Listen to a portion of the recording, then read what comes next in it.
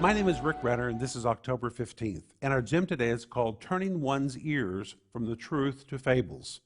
And our scripture is 2 Timothy 4, verse 4, where Paul says at the end of the age, a phenomenon will happen in the church when people will turn their ears from the truth to fables.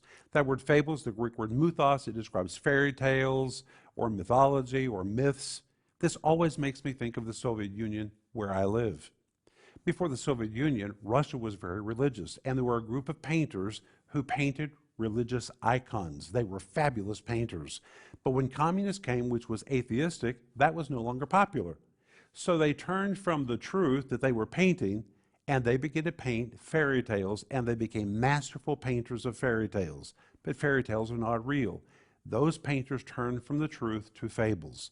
Now, with that in mind, I want to tell you that the Holy Spirit tells us at the end of the age, there will be preachers who feel it's no longer popular to stick with the teaching of the Bible, no longer popular to do what they used to do, so they'll begin to move in a new direction, following new trends.